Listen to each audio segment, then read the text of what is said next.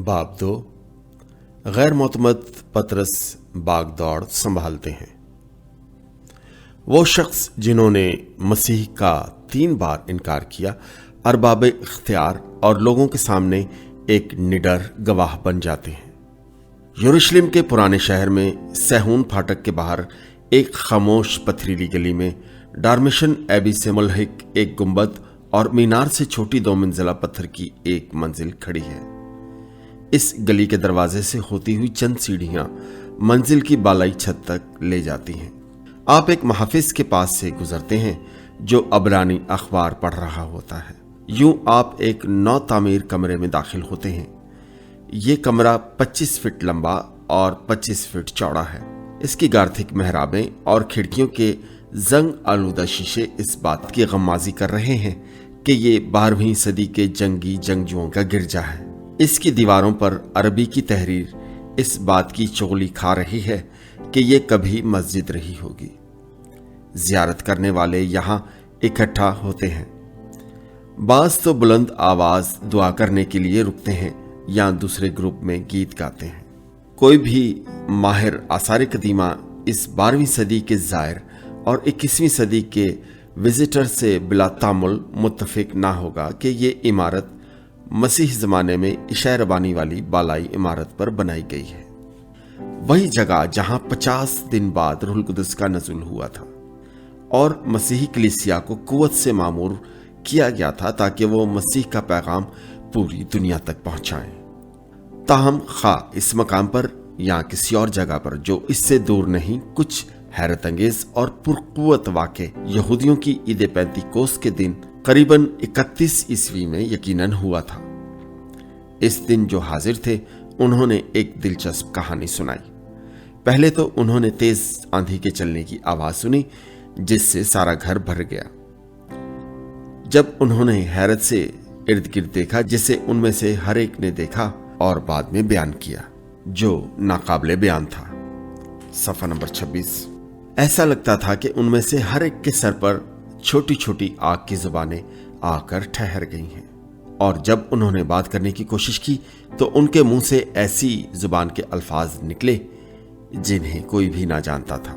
बाद अज़ां चंद लोगों ने ये कहते हुए कि ये सब नशे में है उनका मजाक उड़ाया, मगर दूसरे जिन्होंने सुना, जिनमें पार्थ, मदयानी, इलामी और आसिया के लोग और ज़ायरीन और कौमों से थे और ईद मनाने के लिए आए थे, उन्होंने इनको अपनी जुबान बोलते सुना और उनको सुन और समझकर हैरान रह गए कि वो गलीली कैसे सूरत से बोल रहे थे। इनके लिए ये इंतहाई ताज्जुब खेज बात थी। जो कुछ भी हुआ वो इसी कमरे में रूनुमा हुआ। इससे ये डरपोक मर्दों और औरतों की जमात यकसां बदल गए। ये लोग अपने रहनुमा यस्सु नासरी के सलीब दिए जाने के बाद डरे सहमे यहाँ छुपे थे। अब वो उसको सिर्फ मसीह नहीं बल्कि मुर्दों में से जिंदा होने वाला मसीह कहते थे।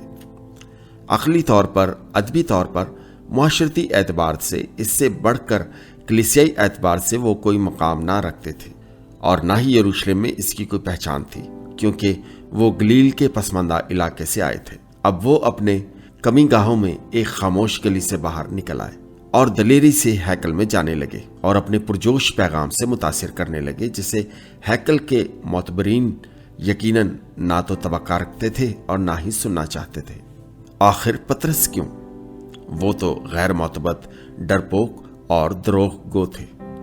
यूहन्ना क्यों नहीं? मसीह ने पतरस रसूल जो गैर मोतबत थे को रहनुमा क्यों बनाया? 2000 सालों से मसीही परेशान है। 20वीं सदी की जासूसी की कहानियां तेरे घर की गैरत के मुंसिफ और क्रिश्चियन अपोलोजिस्ट डॉर्थी सायर इस परेशानी से निपटते हैं। वो 20वीं सदी के कैंटरबरी कैथोलिक कैथीड्रल की अफसानवी एबट को मंदरजा झेल सतहों पर ये लुकमा देती हैं। खुदा ने अपनी कलीसिया की बुनियाद यूहन्ना पर नहीं रखी थी, जो उसका चहीता था, जो उनके दिल से करीब था, जिसके जहन को वो जानते थे, लेकिन पतरस को यह मकाम दिया जिसने झूठ बोला। पतरस जो डरपोक था, जो चट्टान था, एक आम सा आदमी। यूहन्ना तो सोना था, कामयाब सोना। काम रुक सकता था। जब खुदा ने जमीन के कोनों को तराशा, ताकि एक और यूहन्ना को पाए, मगर पतरस तो ऐसा पत्थर था जिससे दुनिया बनी। इस तरह कलीसिया बनी, पत्थर के ऊपर पत्थर, और मसीह कोने के सिरे का पत्थर, जिसे इसी मवाद से बनाया गया, आम से गोश्त और खून से। आपके और मेरे साथ, पतरस के साथ वो यूं कर सकता था क्योंकि वो अल्केमिस्ट स्टोन था, सुलेमान का पत्थर, जिसे उसने पत्थर से सोना बनाया, इसके खोट को बदलकर सोना बना दिया। सफ़ा नंबर 26। यहां तक कि हैकल भी उनको डरा ना सकी, अगरचे उसका भारीपन, उसकी दीवारों के मथरास की ज़ेबाइश की अजमत हर एक को नीचा दिखाती थी। उसकी शान शौकत, उसका दायमीपन था, और ये 515 साल से कायम और दायम थी। किसी के वहमो गुमान में भी ना था कि अगले 39 सालों में रोमी फौजें इसकी ईंट से ईंट बचा देंगी। हैकल का इलाका मुकद्दस यरूशलेम में पाक तरीन था, जिसे सुलेमान बादशाह ने 960 कबले मसीह में खुद चुना था। उन्होंने पहली हैकल वहां बनाई थी जहां अहद का संदूक रखा गया था और यहूदियों की मरकजी इबादतगाह थी। हजरत सुलेमान की तामीर करदा हैकल 586 कबले मसीह में बादशाह नबूकदनजर के हाथों तबाह हुई और शहर यरूशलेम को भी मुकम्मल तौर पर बर्बाद कर दिया गया और यहूदियों को भी अपने मुल्क बाबुल ले गया। जब 538 कबले मसीह में यहूदियों को वापस जाने की इजाज़त मिली तो उन्होंने हैकल के तबाहशुदा मकाम पर दूसरी हैकल बनाना शुरू की, जो 515 कबले मसीह में तकमील को पहुंची। यूं ये गैर यहूदी कब्जे में मकदूनिया के जनरल सिकंदर के यरूशलेम के फतह करने तक कायम रही। हेरोदीस की अजीमुशान तामीर नौ के प्रोग्राम ने मुकद्दस सरजमीन की शक्ल बदल डाली, लेकिन यरूशलेम की हैकल से ज्यादा अजीम और हैरत अंगेज कुछ न था। बागी यहूदियों ने 167 कबले मसीह में हैकल का मुहासरा किया और एक दफा फिर उसको इबादत के लिए वक्फ किया गया। इसके बाद हेरोदिस आजम 37 कबले मसीह में यहूदिया का बादशाह मुकर्रर किया गया। इसके 25 साल बाद रोम ने पाक सरजमीन को फतह कर लिया और उसको क्लाइंट स्टेट कहा गया। हेरोदिस निस्फ सदी ने यह मकाम जूलियस सीजर और उसके जानशीन एक्टिविस ऑगस्टस, जो इस वक्त दुनिया का अजीम तरीन सल्तनत के बानी बन चुके थे, का मुशीर, अतालीक और मतमत की सूरत में हासिल किया। उसके ईमा पर पुरसकून माहौल और कानून की बालादस्ती के लिए इसने बिला झिझक कत्ल गारत से गुरेज ना किया। बैतलहम में बच्चों का कत्ल पिछले 2000 सालों से मसीही जालमाना आहो बका के लिए याद कर रहे हैं। वो ऐसा वाकया था जिसे खून से रकम किया गया था। इसे बिला किसी वजह तारीख में हेरोदिस आजम नहीं कहा जाता। इसको यहूदियों का कठपुतली बादशाह मुकर्रर किया गया। इसकी अजीमुशान तामीर नौ के प्रोग्राम ने सरजमीन पाक की शक्ल बदल डाली, लेकिन इसकी इस्लाहात में यरूशलेम के हैकल की तज़ीम और वुसअत से ज्यादा कोई चीज अजीम हैरत अंगेज ना थी। ये तामीर नौ में दुनिया का एक अजूबा था। 50 टन की चट्टान कटवा के इसने हैकल की वुसअत को महदूद कर दिया। इस बड़ी हजम की चट्टान की बदौलत उसने पहाड़ की हैयत को ही बदल दिया। हेरोदिस के बनाए हुए प्लेटफॉर्म का वो हिस्सा 21वीं सदी तक कायम है। सफ़ा नंबर 27। इस कुशादा प्लेटफॉर्म के मगरबी दीवार, जिसे हेरोदिस आजम ने यरूशलेम के पहाड़ की चोटी पर तामीर करवाया, आज भी बतौर दीवार बका मौजूद है। ये यहूदियों की मुकद्दस दरगाह है जो 20वीं सदी में यहूदियों और अरब फलस्तियों में कश्तो खूं का मकाम बनी रही। जब वो हैकल पहुंचे तो बिलाशुबा ये तारीख पतरस और दूसरों को मालूम थी। फिर भी बालाई तजर्बे के जेरे असर तहरीक पाते हुए और उसके पतरस के मजबूत एतमाद की कुवत की कायलियत से उन्होंने ये फैसला किया और इस जमात ने उसे अपना बुजुर्ग रहनुमा तस्लीम किया। कैथोलिक मसीही तो उनको पहला पोप मानते हैं। मुस्तकबिल में हंगामा अंगेज वाकयात के फूट निकलने से पहले पतरस दो में से एक मरकजी शख्सियत थे। मुस्तकबिल की नस्ल में खासकर 21वीं सदी के दानिशमंदों में शायद वो रहनुमा ना समझे जाएं। जब वो यसु के साथ शामिल हुए वो एक मछेरे थे और अनाजील इस बात को जाहिर करती हैं कि वो एक बेसबर और गुस्सीले शख्स थे। फौरन अपनी राय का इजहार करते थे। जब इनकी सरजनिश की जाती तो वो अपनी राय बदल देते। बदतरीन तो ये था कि यसु की गिरफ्तारी की थोड़ी देर बाद वो ऐसा डरा और सहम गया कि मसीह को जानने से भी लगातार इनकार करते रहे। ये जाहिर करते रहे कि ان سے ان کا کوئی تعلق نہیں۔ یہاں تک کہ مردوں میں سے زندہ ہونے کے بعد یسوع کے اس دنیا میں پطرس کو نصیحت کے یہی الفاظ تھے۔ یسوع نے 3 بار کہا اور حکم دیا کہ میری بھیڑیں چرا، کے باوجود انہوں نے فرمایا میرے پیچھے ہو لے۔ پطرس نے کہا جی ہاں، لیکن وہ دوسرے شاگرد یوحنا کے متعلق جن سے یسوع نے بات کی پر غور کرتے ہیں اور پوچھتے ہیں۔ تب یسوع نے فرمایا اگر میں چاہوں کہ یہ میرے آنے تک ٹھہرا رہے تو تجھ کو کیا، تو میرے پیچھے ہو لے۔ ان کمیوں کے باوجود پطرس میں کچھ خوبیاں بھی تھیں۔ وہ عمر بھر مچھلیوں کی تجارت کرتے رہے اور جس کسی نے انہیں اس کام کو کرتے دیکھا ہوگا وہ ان کی رہنما کردار کو جانتے ہوں گے۔ 21ویں صدی کی ٹیکنالوجی کو دیکھتے ہوئے تجارتی اعتبار سے مچھلیاں پکڑنا کوئی خالہ جی کا باڑا نہیں، یہ بڑا جان جوکھوں کا کام ہے۔ اس کے لیے توانا ذہن، نڈر ہونا، جسمانی قوت اور وقت پر فیصلہ کرنے کی صلاحیت درکار ہوتی ہے۔ پہلی صدی میں تو ان کا ہونا نہایت لازمی تھا۔ پطرس کی زیادہ تر عمر تو ان کی ننھی کشتی میں پانی میں گزری ہوگی۔ کئی چیزوں کی کمی ہوگی، مثلاً بھیگے جال، تیز ہواؤں میں بادبانوں کا جھولنا، اونچی لہروں سے کشتی کا ڈگمگانا وغیرہ۔ ان کا گھریلو شہر کفرنہوم میں دنیا کے کسی بھی جدید یا قدیم مچھیرے گاؤں کی طرح کئی حادثات ہوتے ہوں گے، مثلاً کسی کا ڈوبنا، کسی کا لنگڑا ہو جانا، اور وہ جو شکار کو گئے ہوں گے ان کا منہ پھر کسی نے نہ دیکھا ہوگا۔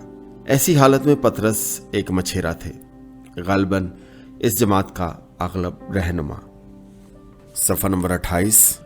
ان کی آواز جو ماضی میں آندھی کے شور اور پانی کے تلاطم میں گونجتی ہوگی، آج اس متجسس جمگھٹے کے درمیان جو شاگردوں کو گھیرے ہوئے پیچھے پیچھے آ رہے تھے گونجتی ہے۔ اے یہودیوں اور اے یروشلم کے رہنے والوں، یہ جان لو اور کان لگا کر میری بات سنو۔ بھیڑ پریشان ہو گئی اور سکوت طاری ہو گیا۔ جیسا تم سمجھتے ہو یہ نشے میں نہیں، کیونکہ ابھی تو پہر ہی دن چڑھا ہے۔ یہ بھاری بھر مچھیرا بڑے محتاط انداز میں سلیقے سے سامعین کے درمیان اپنا مضبوط ہاتھ بلند کرتا ہے اور کتاب مقدس کی ایک پیشن گوئی کے متعلق جو یوئیل نبی کی معرفت ہے بیان کرتا ہے۔ جھیل سے لوگ آئے جنہوں نے دنیا کو بدل کر رکھ دیا۔ بسا اوقات متلاطم پانی کی جھیل گلیل کے گرد چھوٹے سے گاؤں کے سادہ مزاج مرد و زن مسیحت کے بانی بن گئے۔ یسوع کی خدمت کا مرکزی نگاہ ایسے واقعات تھے جو گلیل کی جھیلوں جو آج کل یمکزت کہلاتی ہے یا اس کے گرد و نواح میں ہوئے۔ یہ میٹھے پانی کی جھیل 40,000 ایکڑ پر محیط ہے۔ یہ دریائے یردن کے پانی سے بنی ہے اور پھر دریائے یردن سے آگے نکل جاتی ہے۔ یہ گلیل کی 4 مشترکہ حکومتوں میں پانی کا اہم ذخیرہ ہے۔ گلیل کے مغرب میں بحر روم کا ساحل روم کے شامی صوبے کا حصہ تھا۔ بحرہ یا جھیل گلیلی معاشیات کا مرکز تھی، یہ انتظامی مرکز بھی تھا۔ یروشلم انتپاس ہیرودیس اعظم کا بیٹا تھا، جس نے یسوع کے لڑکپن سے اس کی موت کے بعد تک گلیل پر حکومت کی۔ اس کا محل تبریاس میں تھا، جسے اس نے جھیل کے جنوب مغرب میں ساحل پر بنوایا تھا۔ شاہراہوں کی بدولت شام میں دمشق اور دوسری بندرگاہیں سمندر سے ملی ہوئی تھیں، مگر جھیل مچھلیوں کی بہتات کی وجہ سے جانی جاتی تھی۔ اس سے وہاں کے رہنے والوں کے لیے روزی ملتی اور یہی برآمد کے کام آتی تھی جو کسی حد تک روم میں استعمال ہوتی تھی۔ سارڈین تلاپیا، جسے سینٹ پیٹر فش بھی کہا جاتا ہے، کارپ کی بڑی قسم کی مچھلی جسے باربل بھی کہا جاتا، عام پائی جاتی۔ چھوٹی مچھلیاں ان کی خوراک ہیں اور سمندر کی تہہ میں گھونگا۔ یہودی رواج کے مطابق یشوع نے نفتالی کے قبیلے کو 1300 قبل مسیح میں جھیل سے مچھلیاں پکڑنے کا حق دیا تھا، اور ان کے علاوہ کئی صدیوں سے ایسا ہوتا آیا ہے۔ خداوند یسوع کے زمانے میں جھیل مچھیروں کی کشتیوں، مچھیروں کے گاؤں اور 6 بندرگاہوں سے گھری پڑی تھی، جن میں کفرنہوم کے خوشحال گاؤں کے اہم مچھلی مرکز جھیل کے شمال مغرب میں تھے، اور بیت ہسدا جولیس کوئی 5 میل میں مشرق میں دریائے یردن کے کنارے پر تھا۔ صفحہ نمبر 29۔ دریائے یردن گلیل کی مشرقی سرحد مرتب کرتا ہے، اور بیت ہسدا جولیس اس علاقے میں ہے جو گولان ہائٹس آج کے مطابق کہلاتا ہے۔ یہ انتپاس کے سوتیلے بھائی فلپ کی ملکیت تھی۔ یسوع دونوں شہروں کو اچھی طرح جانتے تھے۔ ان کا اپنا بھائی پہاڑی اور غیر فصیل ناصرت تھا۔ وہ کفر نحوم سے 25 میل جنوب مغرب میں تھا۔ وہ ایک اور بڑے شہر سیفورس سے زیادہ دور نہ تھا۔ یسوع کے 12 شاگردوں میں سے 4 بڑے شاگرد اسی سے تھے۔ تمام کے تمام مچھیرے پطرس اور اندریاس بھائی تھے۔ اس طرح یعقوب اور یوحنا بھائی تھے۔ 12 میں سے ایک فلپ بیت ہسدا کے تھے، جہاں مسیح اکثر جاتے تھے۔ پطرس رسول کی بیوی ان کی ساس کفر نحوم میں تھی، اور ان کا بھائی اندریاس اپنے والد زبدی کی تجارتی ماہی گیر کشتی میں حصے دار تھے۔ اسی طرح حال کی آثار قدیمہ کی کھدائی سے دریافت ہوا ہے کہ شاگرد اچھے کھاتے پیتے گھرانے کے لوگ تھے۔ پچھلی صدی کے ماہی گیر گھرانے میں یہ اشیاء ملتی تھی: بادبانی کھمبا، جال کے اوزار، ماہی گیری کی مہر جو بیت ہسدا جولیس میں دریافت ہوئی۔ اس کے علاوہ جانوروں کی ہڈیاں تھیں، جن سے پتہ چلتا ہے کہ یہاں کے رہنے والے اسرت کی زندگی گزار رہے تھے۔ وہ 5 شاگرد جو اس جگہ سے تعلق رکھتے تھے، انہوں نے آرام دہ زندگی کو اگرچہ جسمانی محنت کی تھی، خیر بات کہہ کر یسوع کے پیچھے ہو لیے۔ 1986 عیسوی میں اسرائیل آبادکار یمکزت پر خشک سالی میں گھومتے ہوئے ایک 27 فٹ لمبی کشتی دریافت کی، جو غالباً مسیح کے شاگرد پہلی صدی میں استعمال کرتے ہوں گے۔ یہ کشتی پہلی صدی موزائک میں ایک اور کشتی جو ایک قدیم گاؤں سے ملی تھی محفوظ کر لی گئی ہے۔ مگدلیہ نے ہمیں ایک شفاف تصویر دکھائی ہے کہ یہ ہنرمندی کیسی تھی۔ ان کشتیوں میں ایک ہی چوکور بادبان ہوتا تھا، اور اس کے ساتھ چپو تھے۔ گولائی میں دمبالا تھا، اور اوپر آگے اور پیچھے عرشہ تھا، جہاں ماہی گیر کھانا وغیرہ پکا لیتے تھے اور وہاں سو بھی جاتے تھے، بالکل ویسے ہی جیسے ایک دفعہ مسیح سوئے تھے۔ کشتی پر 5 ملاح یا اشخاص ہوتے تھے، ایک کپتان بھی ہوتا۔ مچھلیاں پھینکنے والے جال سے پکڑی جاتی، جسے کشتی پر کھڑا آدمی پھینکتا تھا۔ لمبا جال بھی ہوتا جسے ملاح جھیل کی تہہ میں ڈال کر کھینچتے تھے، یا پھر ایسا ساکن جال جسے رات کو پھیلا دیا جاتا۔ ماہی گیر کنڈیاں اور بنسیاں بھی استعمال کرتے تھے۔ نیزے اور وکٹ ٹریپ بھی جھیل کے کنارے کھڑے پانی کے تالابوں میں استعمال کرتے تھے۔ پکڑی ہوئی مچھلیاں محفوظ کرنے والے مراکز میں لائی جاتی، جہاں ان کو نمک لگایا جاتا، یا دھواں دیا جاتا، یا اچار بنایا جاتا، پھر برآمد کیا جاتا۔ مگدلیہ کفر نحوم سے 8 میل نیچے گلیلی ساحل پر واقع تھا۔ یہ وہ جگہ تھی جہاں مسیح کی خاتون شاگرد مریم مگدلینی رہتی تھی۔ یہ محفوظ گاہ تھی اور متمول رہائش کے لیے مشہور تھی۔ اس کا عبرانی نام مگدل نونیا تھا، جس کا مطلب مچھلیوں کا مینار تھا۔